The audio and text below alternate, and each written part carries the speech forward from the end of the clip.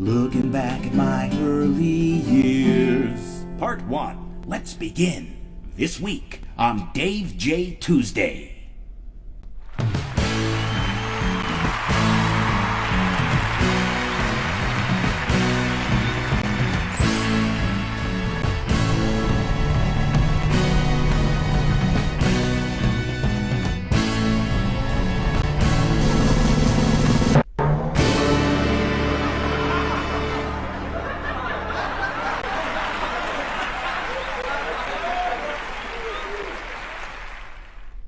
Hey everybody, it's your old pal Dave J from New York City. Songwriter, performer, storyteller, characters. It's Tuesday, January 12th, 2021. Sounds futuristic plus one. And I want to welcome you all to another installment of Dave J Tuesday. Beatle Mike, I see that you're here bright and early. Yeah. Welcome back, my good friend.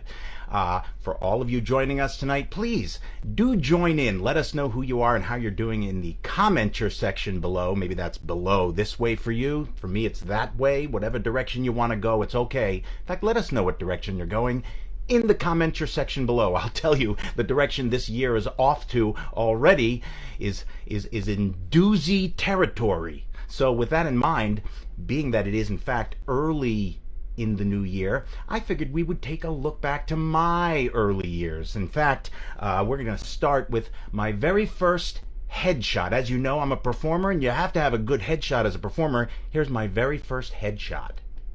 Look at that. Yeah, look at that. Let me see if do I still look that way? Let me give you the full.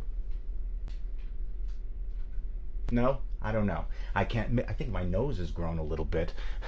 Too much lying. But you know, well, wait. I've got more pictures for you. How about these fine shots? Look at that. Oh, so on the far side of the screen, in the red shirt with the denim jacket. That's by the way, I used to call that my Monkees shirt, being a huge Monkees fan. We're going to get into that. And that's from first grade. And then immediately to the side of that is, I'd say I was about 3 years old. And then immediately to the side of that, the black and white picture, that is in fact a red crayon I'm holding up. Something I reported back to my mom to let her know when I brought the photo home, it is black and white. And of course, the photo below that, I remember that instance. I really do. What had happened was, I was crying and I ran into the bed and I fell asleep. Yes, something I'm lacking these days. Hey, Jeff Friedman, welcome to the proceedings. Glad you could make it. All these photos, I've got a few more to show. Just some of my early years, some of my favorite photos from those times. Here, I can't go any further without honoring my lovely grandmas. Here, on one side there with the monkey in the picture is me and Grandma Ella. That's my dad's mom, and that was a ventriloquist monkey I used to use. My dad bought me at Toys R Us for my birthday, I believe. And the picture on the other side is with my brother and Grandma Evelyn. I love and I miss my grandmas so much. I was just discussing the grandmas with my mom and dad, and brings back good memories. So I know what you're saying. You're saying, Dave, now come on, you're trying to elicit an emotional response. Well, yeah, I have to admit I am going for what you might call the ooh factor. Ooh. Who am I kidding? You know what? If I'm really being honest, I'm going for more of the ah factor. Ah. Pretty soon you'll be seeing these bits. You'll be going, it's an factor. I've had enough. Dave, okay, I'll stop. I don't have an factor bumper anyway. So we'll continue on telling you a little bit about my early years, and we've got much to share. So strap in, and we'll get going. One of the great early memories was we moved to Livingston. Now I should tell you. Let me start from the very beginning, as I showed you that photo right there. This way, yes. It's a little backwards from my perspective. TV! Okay, well, that was taken in Flushing, Queens. And who hasn't thought of Flushing, Queens, huh? Where is it?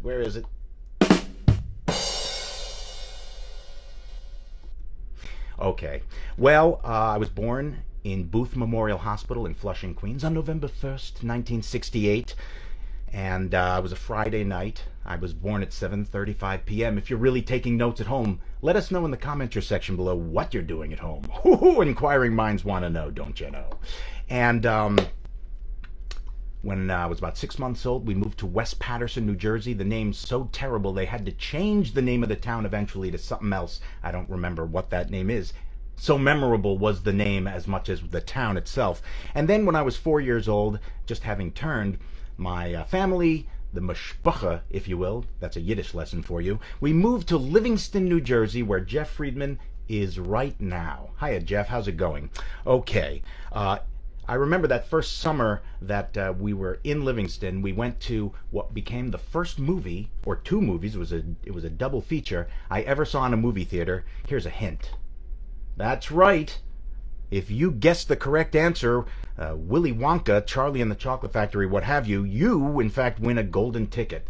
Hey, I don't have any golden tickets to give you. You'll forgive me. Okay, let's get back to the show. Okay, that was on a double bill with Charlotte's Web. And it was my mom and my brother and I. And my mom, I remember my mom telling me we didn't have good air conditioners, or perhaps any air conditioners in the house at that point. So we went to the movies just to cool off. All right. Well, of course, I listened to my parents' records a lot when I was a kid. They had a big wooden furniture unit that had the turntable on one side and the AM/FM radio on the other, and speakers were far apart. And in the middle, they had a section with all the records. And I would listen to West Side Story and Trini Lopez live at PJ's. Of course, the album my mom must have bought me around that time, or maybe it was a hand-me-down from my brother, was the Sesame Street record. I watched a lot of Sesame Street early on. I remember there was a song on there. In fact, probably was an influence in some way, because it's a conceptual comedy bit that the song was. So something like in the scene opens up, Big Bird, the audio scene, Big Bird is reading a word, a big long word on the alphabet. What it really, on the sidewalk, and I've just given it away. In fact, what it was is the alphabet was written on the sidewalk, but Big Bird, silly Big Bird, he thought it was a word. And so then he ends up singing the song with the word. Abdejectament, Stewart says, it's the most remarkable word I've ever seen. But that first word, abdejectament, is the alphabet. I love that, Henson. You kidding? Well, you can imagine what a thrill it was years later when I was at a toy convention here at the Javits Center in New York City, and I met my favorite cast member. That was Bob. Look at that. There he is. Still going, that guy. Are you kidding? Bob from Sesame Street. I had to share that with you. Very good. Okay, well, there were other influences, of course. There's this guy, Gabe Kaplan. I could only find him in 49-cent puzzle form to share with you tonight, but he's looking good. I bet that's a corduroy jacket too. Remember, with the patches on the elbow? Oh, look at that. If you look up top there, the 49-cent puzzle was marked up to $9. What a rip. Anyway, it wasn't a rip growing up on his comedy. Oh, goodness gracious. I'll go like that. I'm like the Scarecrow in the Wizard of Oz. The reason I'm out of breath and I'm hurrying along is I've got so much material to share. I must keep moving. Another big influence on me was, of course, this fella and his two cohorts. Mel Brooks as Mel Fun in Silent Movie. Yes, do you guys remember that? Of course you do. You see, my parents got HBO probably in about 1975-76, and they were playing Silent Movie. You know, they'd play the movies over and over. And they probably even had a limited supply of movies to share at that point. They were just probably a startup at that point. I was practically a startup. Are you kidding? I don't know if they were. In any case, so I watched that Silent Movie over and over and over, and I knew what I wanted to do with my life, partly because of Mel Brooks and watching those movies, and Gabe Kaplan also added to that, as did the person for whom and Beatle Mike loves Mel Brooks as well. That's right. I'm sure you do too, Jeff, right? My dad wasn't crazy about him. In any case, this next comedian and character actor also had an equally huge influence on me, so much so that it was the first impression that I ever learned to do. And I used to do it for my mom and dad, and it was actually an impression from this very scene.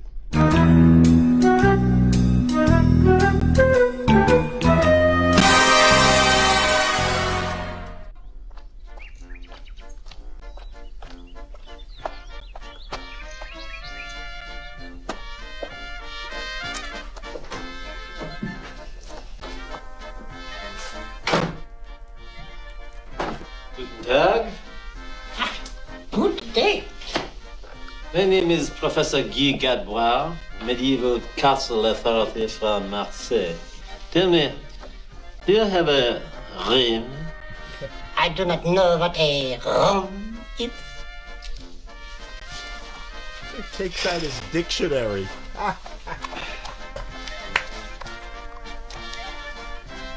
Zimmer.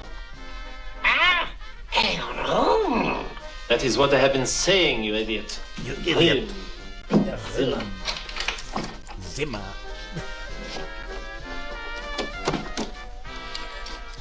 And now bit number 2. You've got to see this.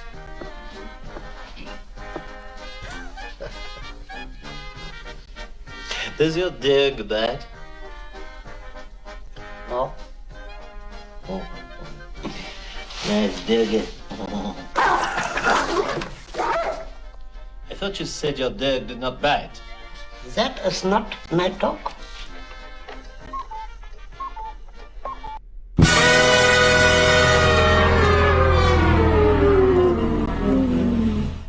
That is not my dog. You idiot. I used to say that a lot. In any case, I still find myself saying it when I watch TV. You idiot! Not always with the Clouseau accent, mind you. I'm sure you understand. In any case, we'll be jumping around a little bit because there were so many things to cover from my early years as I looked back and started to gather this material. Wow, it just blew my mind how many wonderful memories came to the fore. So, jumping a little bit forward, my brother was bar mitzvahed thereabouts 1978, and he had a fella, not my dog, Beatle Mike says, yes. He had a fella leading the band for his bar mitzvah party named Ike Walkover, and this guy was the coolest. He had this really great-looking guitar. It resembles the Lennon guitar from the Casino, the Gibson Casino from the late 60s, 68 White Album sessions and so forth, and Let It Be sessions. And he let me play it. And I sang a song. It was from the Beatles' Sgt. Pepper's Lonely Hearts Club Band album. I believe I sang Maxwell's Silver Hammer at my brother's bar mitzvah party. And then we had him back. I loved him so much, I said, I got to have him back from my bar mitzvah party. And he came back and again allowed me to play the guitar. This time he played the chords as I strummed. And here are a few pictures from those two events. Look at that. Oh yeah. The one on the top was from 1978, and then I was bar mitzvahed in 81. Only a few years later and 3 years later, and there he's playing the chords as I strummed. Great photos and great memories indeed. At one of those bar mitzvahs, my mom's first cousin, a famous DJ from New York City named Jack Spector, one of the MCA good guys, let us know of an agent that handled redheaded kids, and my mom brought me in. I went for an audition. I told you about it in a previous episode for a Spider-Man Energizer commercial, though I'm not going to show you that again tonight. I will show you a picture of Jack Spector from his golden days of radio in the 1960s, helping to introduce I Want to Hold Your Hand to the American public in late 1963, early 1964. Here is Jack, and to the side of the Jack Spector vintage photo is an NBC Visitors Pass from September 10th, 1985, the date that my brother and I visited Jack on the air at NBC, WNBC. He had a sports show on immediately after Howard Stern's broadcast, and we got to meet Howard, and we were on the end of his broadcast. I'm still to this day trying to get a copy of that footage. Haven't been successful. Have some friends in radio, still not successful. If you out there have access or know somebody who could get us a copy from 1985 of a show that Howard Stern did for WNBC. We were on the end of a show. I made a crack on Howard, and I got the claps from everybody. It was very exciting.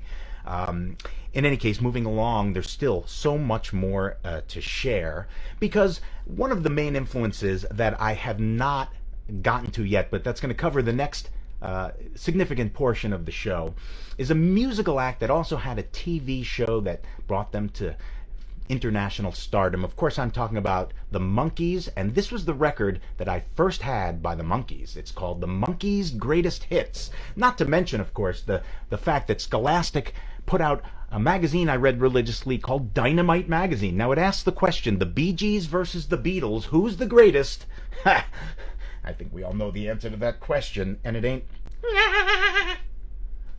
That's a hint. Okay, so in any case, that Monkees record, I used to listen to it over and over, so much so that my babysitters who would come over, I would go on and on about the Monkees, and they all started giving me their records, because they grew up at my then age in the 60s, and got all the Monkees records. Now they were a little older, babysitting age and so forth, in their teen years, and they were giving me their Monkees. I had every single Monkees record, and just basically devoured every song, and so much so that I could sing you every lyric practically. That's the way I like to say practically. Say it with me. Practically. Practically. Practically. I could say it all night now that I've begun. But let's not do that. Let's instead share a song that I enjoy singing, one of many, from the Monkees. Here's a rehearsal session of that very song, When Love Comes Knockin' at Your Door. If practice makes perfect and perfection is the goal, then Dave J's rehearsing. So let's see what unfolds. Dave J's rehearsing. This week on Dave J Rehearsing.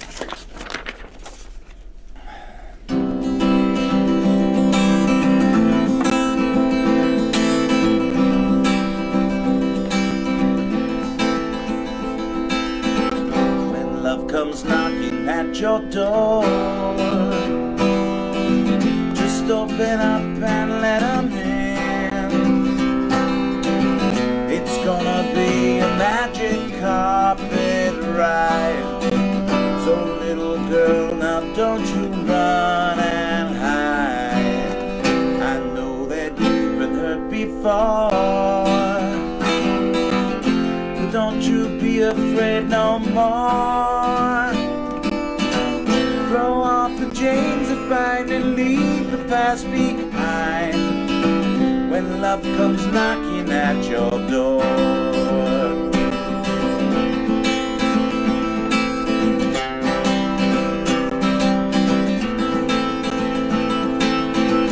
When love comes knocking at your door, just open up and let him in. It's gonna be a magic carpet ride. So little girl, now don't you run and hide. I know that you've been hurt before, but don't you be afraid no more. Throw off the chains that bind and leave the past behind. When love comes knocking at your door. When love comes knocking at your door. At your door. At your door. At your door.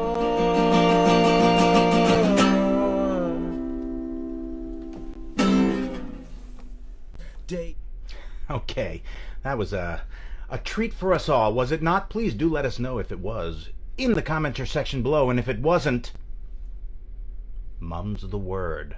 Well, I can only imagine what it was like for my parents, particularly my dad, who would work in New York City every day and bring home the New York Post every night, when he laid his eyes on what likely was this very ad. Look at that. The Monkees appearing in New York City at the Riverboat, inside the Empire State Building. That's right, and he bought tickets and he surprised me and my best friend Stephen Glicksman, with whom we were mutual huge Monkees and Beatles fans, actually. Later the Beatles, first the Monkees, and so much so we used to do a show in the backyard. We called ourselves the Lil Monkees, L-I-L Monkees. We would invite all the neighbors. Frankly, I would invite all the neighbors. Later on, maybe 5 years ago, Stephen and I reconvened here at this apartment, and we hung out for the first time in years.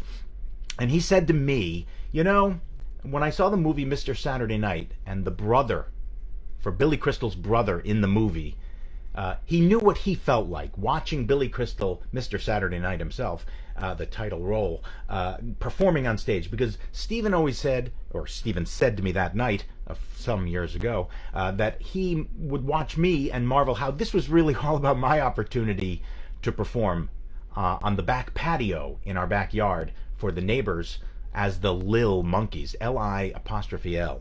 And in any case, Stephen and I were nonetheless excited as could be to go to New York City, the Empire State Building, the Riverboat Room, and watch Mickey Dolenz and Davy Jones and Mickey's sister Coco, backed up by a band called the Laughing Dogs.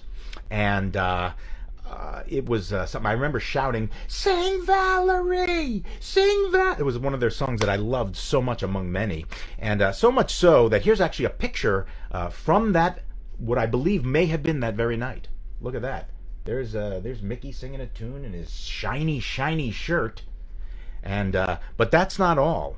No. I've got a special surprise for you. I can't even believe I found it. You got to thank the internet for this next treasure. Although, forgive me on the audio, here's a clip from what may be that very show that I saw in 1977, Mickey and Davy.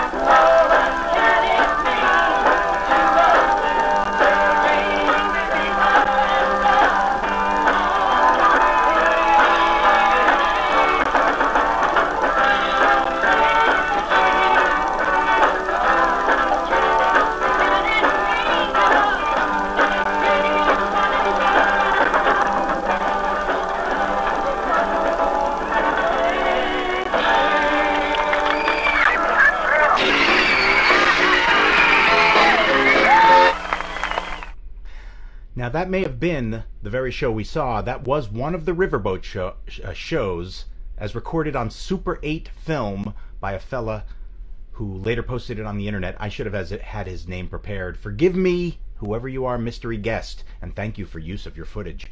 You know, the Monkees, as huge an influence as they were, was only one of the huge influences on me. Another of those influences derived from the summers I spent up in the Berkshire Mountains of Massachusetts, in Hinsdale to be more specific, at a place called Camp Taconic, a place that my cousin Richie had worked, and went on to do a lot of work there. Started in woodworking, moved his way up, and so forth. But it wasn't until my third summer there that I was in bunk B8 with some good friends. For example, there in the back were the counselors, Marshall Zucker and Derek. I don't remember his last name. And there in the front, well, you can see me in the blue and yellow striped shirt with the Beatle haircut, if you want to be kind about it. And immediately to my right is Adam Lichstein, and to my left, Bobby Palagonia, the first friend I met at camp. We met at the buses in Queens, New York. And then next to him, Brian Robbins, and next to him, who remains my best friend, or one of my best friends these days, Danny Ezrol. And then next to him, Mike Goldberg, another friend. And yes, all good friends. And so it was the counselor there, Marshall Zucker, who had one of the largest impacts on me, particularly as a songwriter and musician, because I had written my first song prior to that summer, 1978, influenced by the Monkees. And I was just starting to get into the Beatles. So the Beatles influence, and I learned of the Beatles from David Glicksman. That was Stephen's brother. Stephen was the other Lil Monkey, and Stephen's older brother was my brother's age. and he would listen to the Beatles, and I was always at their house, and so he said, "You like the Monkees? Well, listen to this." And he played us the Beatles. So about a year or so before I went to camp, I started getting into the Beatles. So now I go to that camp, and well, let Marshall help pick up the story. I interviewed Marshall, and I'm going to share this in a 3-segment slot for tonight. Here's segment 1, letting you know a little background about Marshall. Enjoy. Well, Marshall, welcome to the program, and thank you for making some time to speak. What was your musical background around the time you arrived at Camp Taconic in the summer of 1978? So if it's 1978, it would have been almost 15 years that I started my first xylophone lessons. Actually, that month I came up with my another great interest. I can recite the names of the presidents in less than 12 seconds if you want that. Yes, we must hear that. Now, without further ado, the great Marshall Zucker is going to recite the name of every president. Now, you can name every president that's been? That's been and that will be. That will be. You'll be able to include the will be's up to the year 3000, 4000? Those I can't. Oh, okay. Is our country going to make it that long? I know it will. On your marks, get set, go. Washington, have Jefferson, National, Rome, Jackson, Buren, Harrison, Tyler, Polk, Taylor, Fillmore, Pierce, Buchanan, Lincoln, Johnson, Great as he got there, Arthur, Cleveland, Harrison, Cleveland, McKinley, Roosevelt, Jefferson, Harding, Cool, Jules, Roosevelt, Truman, Eisenhower, Kennedy, Johnson, Ford, Carter, Reagan, Bush, Clinton, Bush, Obama, Trump, Biden. Okay, I have to get that new one in there. Right, because you're not used to it yet. Yeah. But that was excellent. Thank you. What? That was almost like Danny Kaye doing Tchaikovsky. There's Małaszewski, Rubinstein, Arensky, and Tchaikovsky, Sapelnikov, Dmitriev, Cherepin, Krzyżanowski. So once I got to Taconic, I had those years of I loved music, and I knew that I was not going to be a good athletic counselor. I was not going to be able to help you fellas with any of that. And of course, I was a teacher already for 2 years, and I loved music. So I was hoping there'd be somebody like you who would be interested in this sort of music. And certainly you were. And you brought a few of the other fellas into it too. I did, really. I remember this very clearly. I was asked to put on a talent show. So it was a great experience. And one thing that you wanted to do is you wanted to sing some Beatles songs, and you brought along Bobby and Adam. They joined you, and we did some. We definitely did all My Loving. It was nice that you brought the other fellas along into this singing, and it was a very nice experience that we did. I mean, I could remember your enthusiasm about certain things. You had a classic quote from Gold Rush. You worked very hard collecting rocks, and you honestly said this. Said, "This may kill me, but if we win, it's worth it." Yes, I had that stick-to-itiveness. You were funny. Acting. Look, we put on a lovely show that year. If you remember, it was Snow White and the Seven Dwarfs. It was an excellent show. It was one of the great shows of that summer. I know that you liked being in that. That's for sure. I played Doc, the dwarf. Yeah. The head dwarf. Yeah, Doc Dwarf is that's a really great part. There are certain shows I think that would have been good for you. Some more comic parts. For example, thinking back at Guys and Dolls, I don't think that showed off your talent the best. Sky Masterson, I think you would have been better Nathan Detroit. I appreciate that, and I have to point out to you that only 2.5, 3 years after that Camp Taconic production where I played Sky Masterson, we did it my senior year of high school, and I was cast as Nathan Detroit. Kingmaker, right here. I don't know if you had any other thoughts, but we certainly have to talk about you being the only boy who was a junior balladeer. There's the picture of me and Jeremy, and you're the only boy in there. I was very proud of you. A lot of nice girls from lower camp. I was very happy that you were there, at least, because I was there. Ever since 4th grade in school, I would join chorus. In school, it was like, wait, I can go to a class and just sing? That's it? That's right. And I loved music even then, as you know. And in fact, when I was in 4th grade, I wrote my first song. In fact, I wrote my first song, but we're not going to delay to get into part 2 because we're running short on time. So without further delay, here is part 2 of my interview with Marshall. And in fact, when I was in 4th grade, I wrote my first song. It was about a girl that I had a crush on since 3rd grade. I brought that song to camp, but the thing is I didn't play any instruments, and I didn't know how to figure out what the chords were. And thank God you were my counselor. Yeah, that was a great thing for me too. The music bunk was like my office kind of place, and we pulled over benches. I can picture it now. Yep. A couple of little windows and then we sat at the piano and began to figure it out using the sounds on the piano, using the melody, taking the words, and then seeing what nice chords went with it. Do you remember anything about me approaching you initially to ask for your help? You talked to me about wanting to, do a song. I couldn't have been happy about that. I mean, now to me was the greatest thing. I mean, to have one of the campers. It was an absolute thrill for me because here I had been such a fan of the Monkees and just beginning to be a fan of the Beatles, and here I had this crush. And I wrote this song that I really meant what I said in the song, believe it or not, for a 9-year-old, 9.5-year-old. And when I came to you and I was like, I really need to figure out what the chords are. I don't know why, because I had nothing to play it on. I just needed to know. This is what I remember. I came to you. I said, Marshall, I wrote this song before coming to camp. Yeah. I don't know what the chords are, but you play an instrument. Can you help me figure out and write down what the chords are? I was going to do with this it. Sells $1 million. I really should be part of the composer royalty, I guess. But so we did that early on because you had more confidence once we did the talent show. Well, I thank you for remembering it that way. I always think of myself as a kid who was insecure.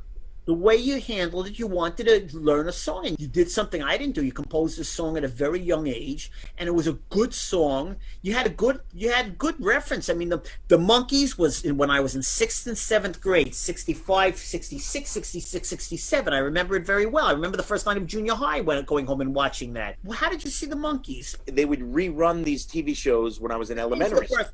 And they did some very good songs, and they were good actors. The important thing is you did something to memorialize it. You did something to certify it, which is nice. I mean, it's a great thing. You should be. I'm glad you're still proud of that song. A song I played in 5th grade that I won the talent show for, Java. I still play to this day with great relish, with great love. All my musical obsessions through the years. Franti and Taisha, the piano playing twin, Bob Dylan, the Four Seasons. Certainly after that came Herb Alpert. Very briefly, the Beatles, for only about 2 months. The Baja Marimba Band, then jazz. I could listen to all of them with great pleasure. Again, the connection in music was a great thing. It served you well. It served me well. Look, we're talking to each other for 42 years. It was around that time that I was getting into the Beatles, and I wrote this song. I knew I could sing the melody to you to figure out the chords. Then we went to a bridge. Yes, I love you. We found a D minor. Love you more than anyone I've ever loved. And you're like, that's a very Beatle-y change, you said to me at the time. And it impacted me because I was like, oh, wow, I like the Beatles. Beatles played a big part in the camp. We sang 8 days a week. We sang Yesterday. Girl, look what you've done to me. Davy Jones on the Brady Bunch. Quick impression. Hey, welcome, Terry Z. Glad you could make it. Without further delay, let me share that song with you. It's 'Cause Girl, I Love You. I wrote for my friend Jen Karetnik Cross these days. And here's a little cover I did of my own song some years ago.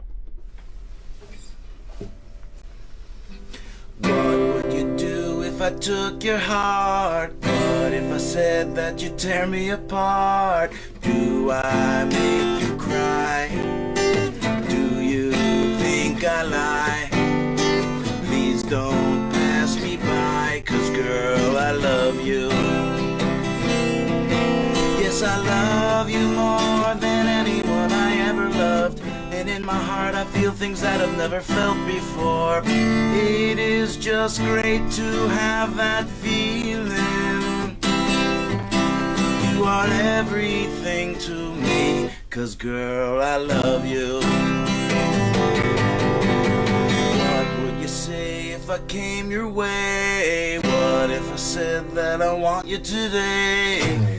Would you start to tear if I came so near? If so, I wouldn't dare, 'cause girl, I love you. Yeah, I love you more than anyone I ever loved. And in my heart I feel things that I've never felt before. It is just great to have that feeling. You are everything to me, 'cause girl, I love you. What would you say if we gave it a chance? I think it would be a super romance. Let's just give a try. My love for you will never never die. Please don't pass me by, 'cause girl, I love you. 'Cause girl, I love you. 'Cause girl, I love you, love you, love you. 'Cause girl, I love you.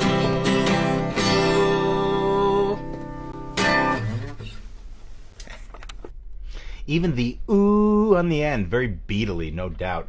Well, it's time for the third part in our three-part segment in our interview with Marshall Zucker. And to answer your question, Terry, experiencing technical difficulties? The only technical difficulty is now that you've arrived, my friend. Ba-dum-bump! I don't have the ba-dum-bump ready. It doesn't matter, because it wasn't that good a joke. Mind you, part 3 of Marshall. What was the story behind you organizing our bunk to sing One Tin Soldier in the talent show? I knew I had to do something to get out there. Situation where we had 6 campers, another counselor who could play the guitar, and he played the guitar. I played the bells, and I just wanted to do that. I thought it was a good song. You know that you're our favorite counselor, certainly one of the tops we've ever had, and we were in that camp for a long time. And when you got us together for One Tin Soldier, it really brought us together. That's nice. That was an early activity in the summer. That was one of the first activities of the camp. Remember, we got some extra honors too. We were the flag raisers. We let our bunk raise the flag. I mean, we were of the lower camp groups. We were the only ones with personality of the group. Do you recall your first impression of me as a camper? Now, the first thing I noticed when I got off the bus, I noticed something. Somebody I recognized, and I nodded back. Who is this? And then I realized it was Zoe's father, Martin Bolson, the Academy Award winner. Every year, I have to find out how I can get to him on visiting day, so I can find out how to make it in showbiz. That was always on my mind. I met you and the other new campers that I had to meet, Mike, Brian, and Bobby.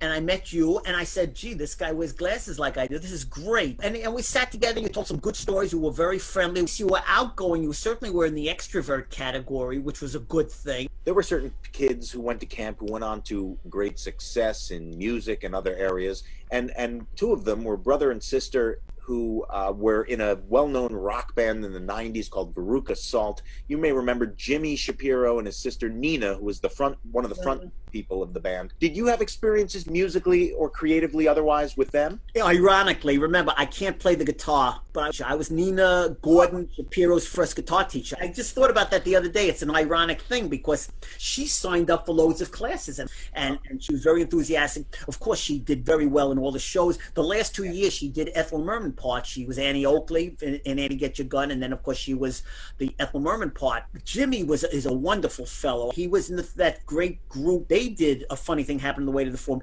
He played Henry Higgins in My Fair Lady, and unfortunately he missed something that only he knew it, and then I would have known, and he got very up. He was very, he was a brilliant person. Is a brilliant person, I'm sure. Got very upset by that, but I'm very, very fond of him. I invited him to play Sing one morning, and he slept late, so he missed that. But thank you so much, Dave, for thinking of me. Well, Marshall, thank you so much for going out of your way to share your memories about these things. It's always meant a lot to me. It couldn't mean any more than what it means to me, so thanks a lot.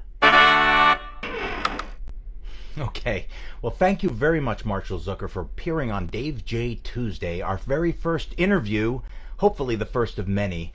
Would you like to be interviewed? Let us know in the commenter section below, or contact me privately and we will set something up. I would love to do it. I enjoyed that so much. It's a new wrinkle. It's a new thing. We dig it. Okay, we've got to bring the show in for a landing, but not before a few more things. In fact, I want to tease something next week. We're going to share something I did not have time for this week. We're going to continue the early years. There were so many more years that were early. I'm getting older. And among them was the story about when I met one of the Monkees, Peter Tork. We just did not have time to get to it this evening. However, we do have time for just a few more things, because speaking of the brilliance of, say, a Jim Shapiro, or Jimmy as I knew him, we referenced him in the interview with Marshall. Jimmy helped me when I'd run for office in camp. I ran for chairman of the camper council, and I wanted to do a good comedy speech, and I worked with Jimmy on a few of those speeches. I won 3 years in a row. Jimmy helping me 2 of those 3 years. Perhaps I'll tell those stories in a future and upcoming episode. But I want to reference someone else who's brilliant, because My friend Terry Zuckerman and I love the brilliance of a band called XTC, whose chief songwriter is a man named Andy Partridge. Well, only 3 or so years ago, the Monkees, who you know I love, came out with a new record. Yes, the Monkees have kept going, you know. And this time around, 3 or so years ago, they had some of the hip, cool, great, current, and of recent decades past songwriters writing songs for the Monkees, and they themselves were influenced, as was I, by the Monkees. Well, it's a long roundabout way of saying that one of my favorite songwriters of all time is a man named Andy Partridge from XTC, and he wrote one of the singles for the Monkees, and I'd like to share it with you now because Andy Partridge had a huge influence on my songwriting, the Monkees had a huge influence on my songwriting, and Andy wrote this great little song called You Bring the Summer, and they made a cool little video for the single, and I'd like you to enjoy it now.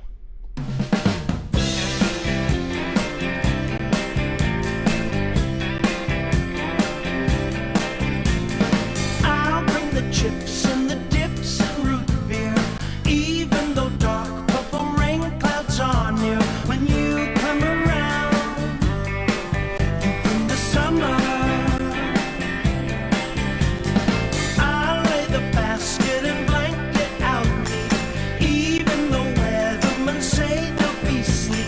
When you come around, you bring the summer. Summer for a sad old snowman freezing in his room. Summer from your clear blue skies will melt away the winter's gloom. I'll bring the sun cream and beach volleyball, even though there is no sand here at all. When you come around, you bring the summer. Take it!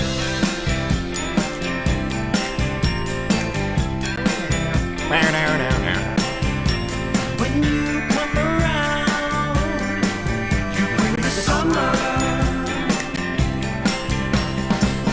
Summer for a sad old Jack Frost trying to warm his toe. Summer from your golden smile will paint the snowdrops pinky rose. The birds and the bees will fly around me, even though we're deep in January. When you come around, you bring the summer. I know with one bound, you bring the summer. When you come around.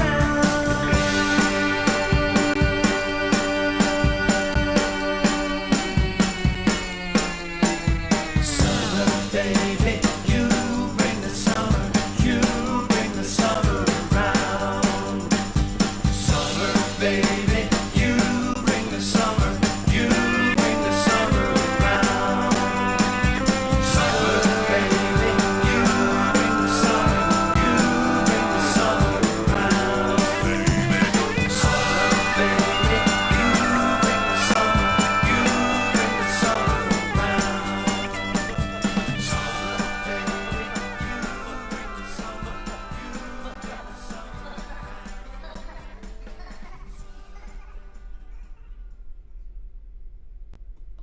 Okay, yes, the Monkees, you gotta love them like I do, and Andy Partridge while we're at it. That's a great record, by the way. It's called Good Times and has a ton of great songs. Every song on that record is enjoyable plus, so it's not just enjoyable.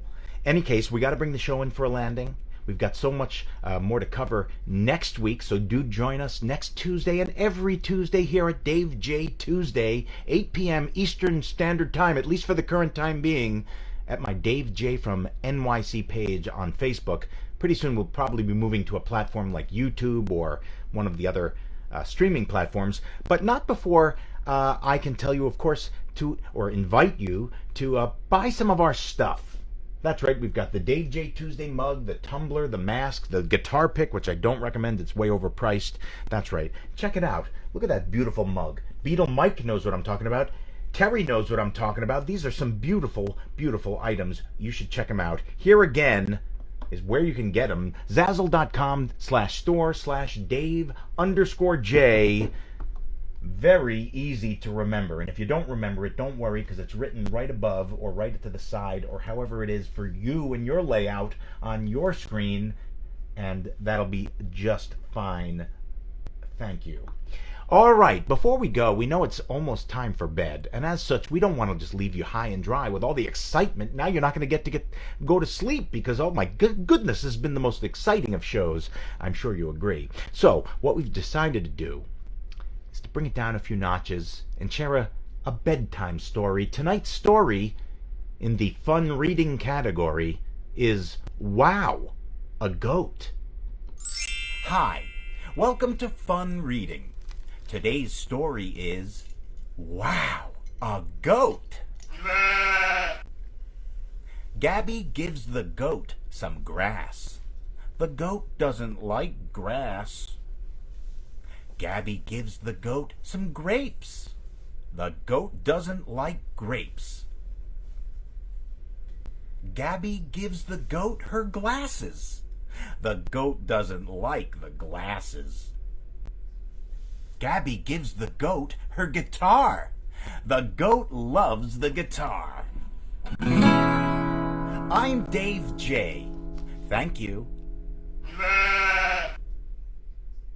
And with that in mind, we'd like to thank you and you and you and you, but not that guy in the back. He looks a little fishy to me. Smells fishy too. Yes, smell-o-vision. Get with the program. Okay. I'm Dave J. This is Dave J. Tuesday, thanking you so much for joining us tonight. Please, again, join us every Tuesday at 8 p.m. Eastern Standard Time. And until then, have a great week.